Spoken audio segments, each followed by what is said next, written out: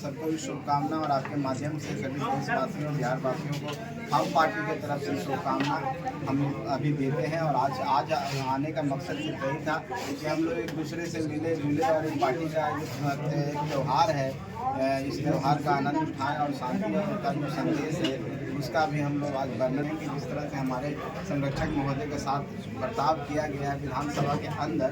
और एक शर्मनाक घटना है, काला दिवस है, खास करके गरीबों के लिए, दलितों के लिए।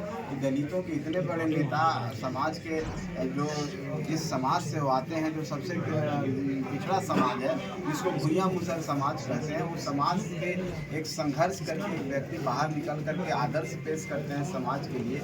और उस आदर्श के ऊपर कुठाराघात किया गया माननीय मुख्यमंत्री जी के द्वारा। तो ऐसा लगता है कि ये जीतन राम मांझी जी का अपमान नहीं है, पूरे दलित समाज का अपमान है। और मैं आपके माध्यम से अपने सभी भाइयों को बोलना चाहते हैं, गरीब और दलित भाइयों को, कि अब सही समय आ गया है, ऐसे व्यक्ति को हम लोग को बाहर का रास्ता दिखा देना होगा। और इसका उन्होंने उदाहरण दे दिया जीतन राम मांझी जी के साथ इस तरह के व्यवहार करके। और हम समझते हैं कि अब उनका समय आ गया है और उनके ऊपर कोई ना कोई ऐसी तरह के विनाश की बातें हो गई है जो इस तरह की बातें करते हैं, चाहे महिलाओं की बात करें, चाहे दलितों की बात करें, समाज के जिस तबके की वो बात करते हैं, बड़ी बड़ी बातें कर रहे हैं कि हम उनके लिए ऐसे कर रहे हैं, उसे कर रहे हैं, एक तरफ उसी को बेइज्जत करने का काम कर रहे हैं। तो जनता जान चुकी है और आने वाला समय में निश्चित तौर पर जनता उनका जवाब देगी। और हम पार्टी के लिए एकदम पूरी तरह से कोशिश कर रहा है, सब जगह जा करके हम लोग अपनी बातों को रखेंगे और दलितों को एक करेंगे, गरीबों को एक करेंगे, उनकी आवाज़ बनने की कोशिश करेंगे। और जो सम्मान उनका कहीं ना कहीं उनके सम्मान को ठेस पहुंचा है, उस सम्मान को फिर से वापस दिलाने का हम लोग काम करेंगे। और इसी के लिए हम लोग ये मैसेज देने के लिए आपको बुलाए हैं। आप सबका बहुत बहुत धन्यवाद। ये जदयू प्रवक्ता आज बोले हैं नीरज कुमार कि यही मांझी जी कभी कहते थे कि हम जब मंदिर में जाते हैं तो भाजपा समर्थक लोग मंदिर को धुलवाते हैं, आज क्या हो गया? देखिए, ये बात अपनी गलती को, अपने पाप को छुपाने के लिए आप कुछ भी बोल सकते हैं। कहा जाता है ना कि कोई बात को भटका दो, तथ्यों से भटका दो। मांझी जी के साथ क्या हुआ, हम तो एक बात बोलते हैं कि आप सबसे बड़े हितैषी हैं दलितों के। आप कहते हैं कि हम सबसे बड़े हितैषी हैं, जीतन राम मांझी मुसहर के बेटा को हमने मुख्यमंत्री बना दिया। आप इस तरह से बोलते हैं जैसे लगता है कि आपने एहसान कर दिया है मांझी के और मुसहर के बेटा पर।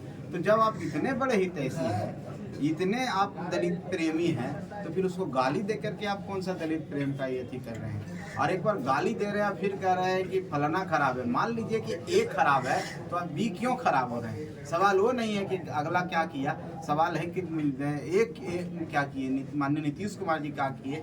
और उनके साथ जो दल जुड़ा हुआ है, माननीय लालू जी, जो हमेशा कहते हैं कि हम अकलियतों को और दलितों को, पिछड़ों को, सबको एक करने का काम किए हैं, उनको जुबान देने का काम किए हैं, उनकी आत्मा कहाँ चली गई? उनको आत्मा नहीं जो रही थी कि सदन में एक बड़े नेता, दलित के बड़े नेता, सबसे उम्रदराज नेता, सबसे एक्सपीरियंस नेता, और उनके सबसे आज के सदन में उनके इतना बड़ा कार्यकाल कोई नहीं किए हुए प्रेजेंट सदन में, उस व्यक्ति के ऊपर इस तरह से बातें की गई है कि बैठ जाओ। उनको संवैधानिक अधिकार के तहत उनको सभापति और अध्यक्ष महोदय के द्वारा उनको बोलने के लिए दिया गया था। जब तक उनकी बातें पूरी नहीं हुई, आप बीच में कह रहे हैं बैठ जाओ बैठ जाओ। ये संवैधानिक परंपरा का उल्लंघन नहीं है। इस तरह का उल्लंघन माननीय मुख्यमंत्री के द्वारा किया जाएगा? ठीक है, आपको अपनी बात रखनी थी, आपको किस विरोध में बोलना था, तो उनको बोलने के बाद आप बोलते, अपनी बात को रखते, उसमें कहाँ कोई बात था। लेकिन आप उनको बोलने नहीं दिए। तो ये मामला नहीं है कि आप SC ST के लोगों को बोलने के लिए नहीं दे रहे हैं, कह रहे हैं तुम बैठ जाओ, तुम मूर्ख है, तुमको बोलने नहीं आता है, तुमको अकल नहीं है, तुम गधा है। इस तरह की बात कहने वाला मुख्यमंत्री को शर्म आनी चाहिए कि हम किसके ऊपर बोल रहे हैं। तो किसी चीज़ को, अपनी पाप को धोने के लिए कोई दूसरे तरफ उसको अगर मोड़ दीजिएगा तो कोई वो पाप नहीं धुलेगा। जो आपने कुकृत किया है वो पूरे इतिहास में दर्ज हो चुका है और हमेशा रहेगा। आप कुछ भी कह दीजिए, आप कह दीजिए जीतन राम मांझी संविधान विरोधी, आप कह दीजिए आरक्षण विरोधी, आप कह दीजिए कि उनके साथ जुड़ गया है जो उनके खिलाफ रहते हैं। इससे कहने से आप बच नहीं सकते। अपनी गलतियों के ऊपर जितनी भी पर्दा डालिएगा वो कहीं ना कहीं गलतियाँ आपको एक आईने की तरह आपको दिखाएगा। और समाज में जो लोग हैं, गरीब लोग हैं, दलित लोग हैं, समझ चुके हैं कि नीतीश कुमार कितने बड़े जादूगर हैं, नाटककार हैं और कैसे अभिनय करके कैसे लोगों को ठगने का काम करते हैं।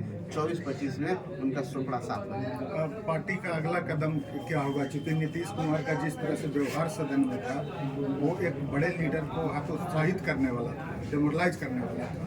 तो एक पूरी पार्टी चूंकि आपकी है, आप राष्ट्रीय अध्यक्ष है, तो अगला कदम क्या होगा? देखिए, हम लोग तो ये बातों को शुरू से हमारी पार्टी का यही मकसद है, यही हमारी विचारधारा है कि हम उन गरीब लोगों के पास जा के उनकी आवाज़ बनने की कोशिश करें, उनको जागरूक करने का कोशिश करें। और आप देखे होंगे कि यात्रा के माध्यम से हो, चाहे रैली के माध्यम से हो, और भी बहुत सारे माध्यम से हम लोग गरीबों की आवाज़ बनते हैं, उनको आगे करने का काम करते हैं। माननीय नीतीश कुमार जी ने जो एक्ट किया है वो उन गरीबों को पिंच करेगा, और पिंच किया है, उनका आत्मसम्मान जाग चुका है और निश्चित तौर पर और उनके अंदर एक उत्तेजना आएगी और ये उत्तेजना एकता का प्रतीक होगा। तो इस मायने में नीतीश कुमार जी तो अपना चरित्र दिखा दिया है, तो हम लोग को बहुत ज़्यादा कुछ करने की जरूरत नहीं, हम लोग तो कर ही रहे थे। लेकिन उनके इस एक्ट से हम लोग और एक गति मिली है और निश्चित तौर पर सब लोग जल्दी से, हम लोग पहले लोगों को इतना नहीं लग रहा था नीतीश कुमार के प्रति लोगों को सैडो प्रेम था, लग रहा था नहीं नीतीश कुमार तो ठीक है, जीतन राम मांझी को बना दिए हैं, जरूर उनके अंदर दलित प्रेम होगा। लेकिन जब जीतन राम मांझी को बना दिए हैं, उनको गाली दे के बेइज्जत किए हैं, तो अब दलित का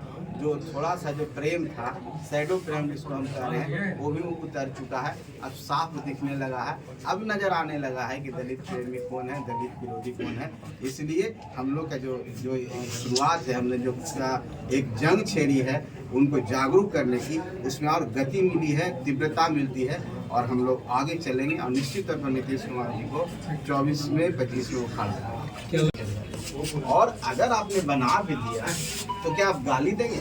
आपने बना दिया तो क्या समझते हैं कि आपके तलवे चाटा दलित, आपके पैरों के नीचे रहे दलित? यही मानसिकता आपकी है। आप यही कहना चाह रहे हैं कि हमने बना दिया है तो मेरा ऑर्डर मानो, तुम हमारा विरोध नहीं कर सकते हो, मेरे पैरों के नीचे जूती बन के रहो। हम जो कहें से हम कहें दिन है तो दिन, हम कहें रात है तो रात। ये मानसिकता से चलेगा? ये डेमोक्रेसी की परिभाषा है। बाबा साहब अम्बेडकर ने ये देखा था, प्रियम्बल है, ये हमारे जो संविधान में हमारा जो 17 आर्टिकल्स का था, 14-16 आर्टिकल्स का था, 14-15 जो ये सब आर्टिकल्स का था, ये सब आर्टिकल्स का है। तो कहने का मतलब है कि आप तो साफ आप बता रहे हैं कि हमने बना दिया था, मेरा गुलाम बन के सो रहना चाहिए। गुलाम नहीं बना, गुलाम नहीं बना, इसको हम कान पकड़ के बात करें। बाजी नीतीश कुमार, आपने तो अपना चेहरा दिखा दिया, तो चेहरा जो आपका नजर आया है बहुत ही विकराल है और एक विकरालता आपको